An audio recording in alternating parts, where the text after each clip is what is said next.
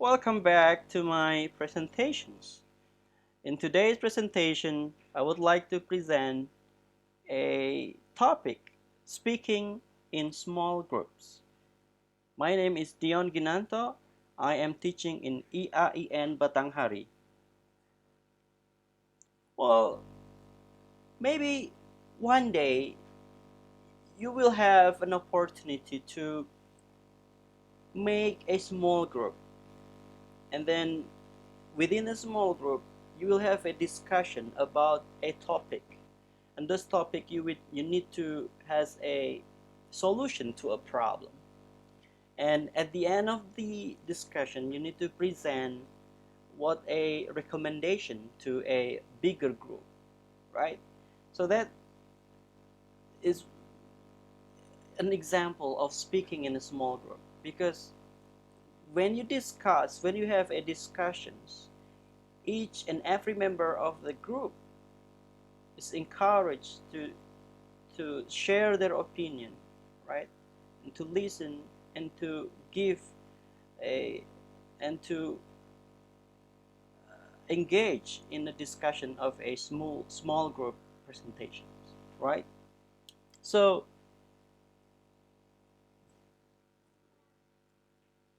what is actually the definition of a small group, right?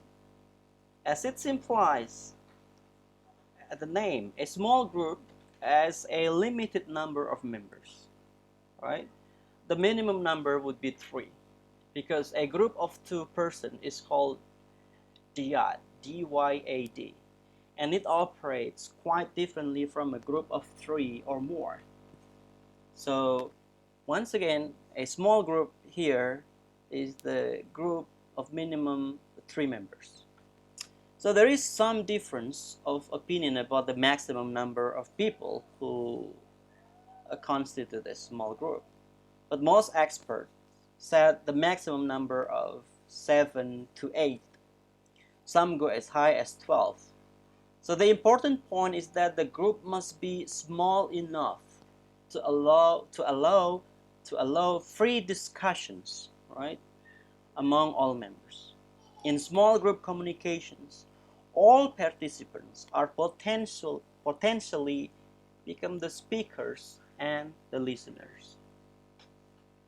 But there is a difference when you gather like in group 3 or 4. We cannot call all of them our small group discussion. It depends on the purpose of the meeting. So for example, members of a small group assemble for a specific purpose. Several shoppers milling around the clothing sections of a department store are not a small group, even if they speak to one another or comment about high prices and poor service. But if those same shoppers decided to meet together and prepare a formal complaint to the store manager about high prices or poor service, so that's what we call a small group. So once again, the definition of small group would be a collection of 3 to 12 people who assemble for a specific purpose. So for example, business groups consider ways of increasing sales, or religious organizations discuss how to raise funds to provide for the needy, and groups of parents work on improving daycare facilities. All right? And in order to make a small group discussion successful, a member of small group members of small group influence one another through communications, right? There are some leadership in small groups, right? The small group would be the implied leaders. What is implied leaders mean? Implied leaders mean the leader willy-nilly chosen as a leader because of their rank in a positions or because of their expertise. So people is just, hey, you become the leader of the group. All right, so that's implied leader. And there is also an emergent leader. Emergent leader is the leader who showed or who form in the discussion or during the discussion. And there is also the designated leader. There is also a designated leader, right? The designated leader which is chosen or which is elected before the before having a small group, right? So this leadership is very important to reach the goal of the small group meeting, because without having a good leadership, the small meeting will be like boring and will be, you know, very so long and without effective result. So what is the responsibility of a small group meeting or small group discussion? One, you need to commit yourself to the goals of your group. All right. Two, you need to fulfill the individual assignments. And three, avoid interpersonal conflicts. This is the role of the leadership, to avoid the interpersonal conflict, right?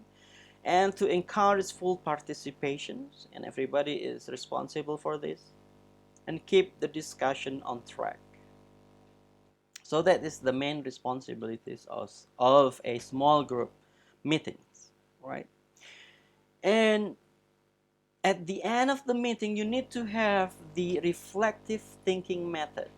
This method was introduced by John Dewey, and to make a meaningful a discussion or meeting, you need to have a reflections phase.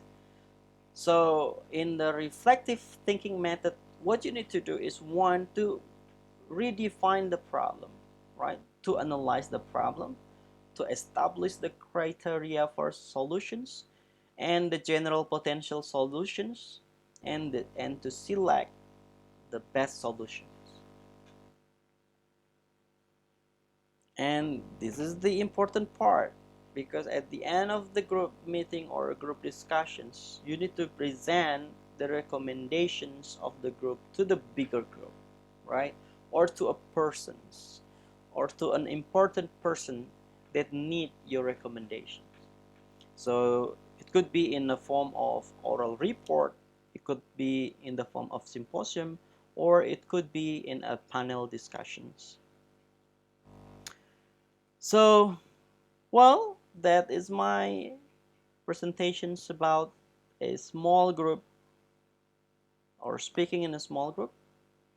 And these presentations I adapted from book of the Art of Public Speaking by Lucas Stephen, 2001. So thank you so much, and if you have any questions, you can post on the comments below. And thank you.